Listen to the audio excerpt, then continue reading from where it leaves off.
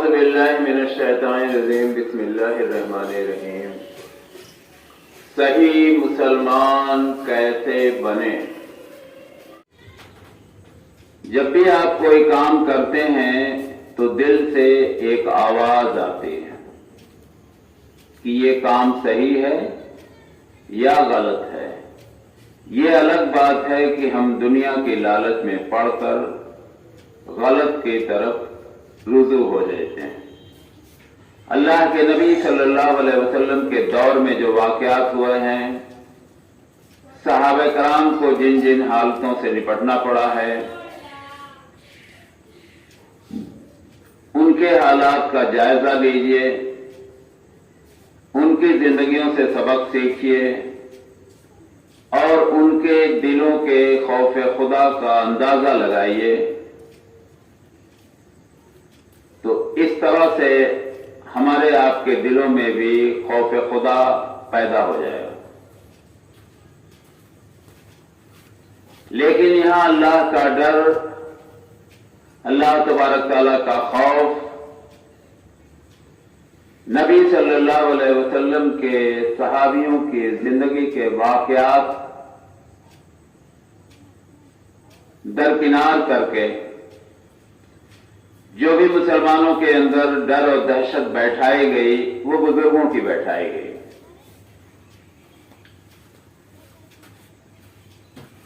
آپ کہیں گے کیسے؟ میں اس کا جواب دوں گا اس طرح سے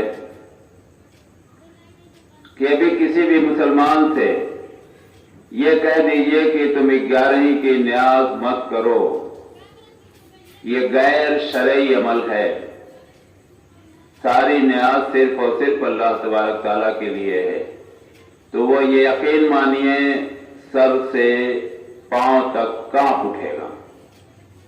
یعنی اس کے دلوں میں دہشت آ جائے گی اس بزرگ کی جس کی وہ نیاز کراتا چلا آ رہا۔ کسی تعزیہ بنانے والے سے یہ کہہ دیا جائے کہ تم تعزیہ نہ بناؤ، اس کا کوئی ثبوت نہیں ہے، یہ اللہ کے نبی صلی اللہ علیہ وسلم کا حکم مبارک نہیں ہے، وہ ہل اٹھے گا۔ اسی طرح سے تمام واقعات آپ کو سمجھائے جا سکتے ہیں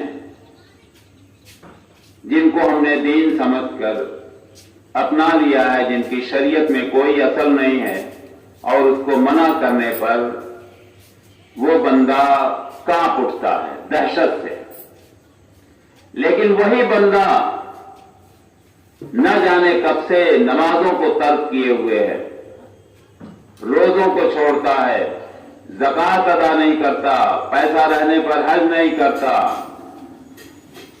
لیکن اسے ذرہ برابر کوئی خوف دلوں میں نہیں پیدا ہوتا، اس لیے کہ ہماری دینی تربیت ہی اس طرح سے نہیں کی گئی۔ ہم کو ایک دوسرے رخ پر موڑ دیا گیا اور ہم نے اسی کو اصل دین سمجھ لیا۔ اس لیے ضروری ہے اگر آپ کو سچا مسلمان بننا ہے تو آپ کو اپنا تعلق قرآن شریف سے جوڑنا پڑے گا۔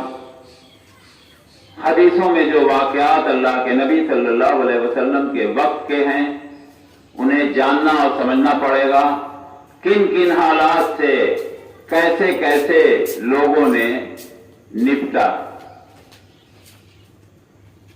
ورنہ آپ ایسے ہی کہانی سنتے رہیں گے کہ ادھر سلام پھیرا 35 لاکھ لوگ مسلمان ہو گئے، یہاں سلام پھیرا 35 لاکھ مسلمان ہو گئے، ایک رات میں 1000 بار نفل پڑھتے تھے، 40 سال تک ایک ہی وضو سے نماز پڑھتے رہے۔ یہ سب دین نہیں ہے، یہ سب دین کے نام پر جھوٹی کہانیاں آپ کو پروسی جا رہی ہیں۔ اللہ کے نبی صلی اللہ علیہ وسلم کو دین پھیلانے کے لیے کتنی جدوجہد کرنی پڑی، یہ آپ جب دینی واقعات پڑھیں گے تب سمجھ میں آئے گا۔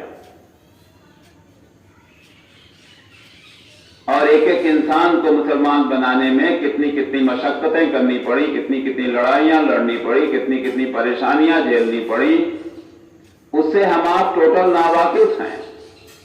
اس لیے یہ کہانیاں ہمیں بڑی اپیل کرتی ہیں، بہت اچھی لگتی ہیں، لیکن اس کا شریعت کے مزاج سے کوئی تعلق نہیں۔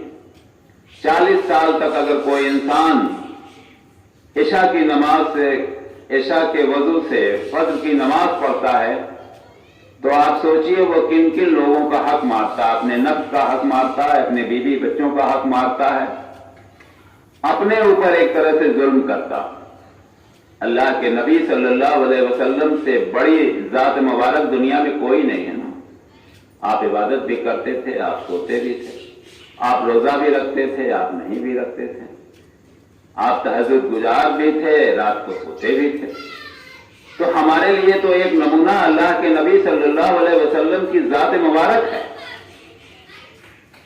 جن کی تاریخ گواہ ہے کہ آپ نے اپنے عمر میں کبھی ایسا نہیں کیا۔ 40 سال تو دور ہے، 40 دن کا کوئی واقعہ نہیں سنا سکتا کہ عشاء کی نماز سے اللہ کے نبی صلی اللہ علیہ وسلم نے فجر کی نماز پڑھی۔ ہم کو انہی سب کہانیوں میں بہکایا جاتا ہے اور اسٹیکر لگا دیا کہ آپ ہی اصل سنی مسلمان ہو۔ میرے بھائی، یہ اسٹیکر آخرت میں آپ کے کسی کام نہیں آئے گا۔ آخرت میں کام آنے والا اسٹیکر نبی صلی اللہ علیہ وسلم کی ذات مبارک کا اسٹیکر ہے۔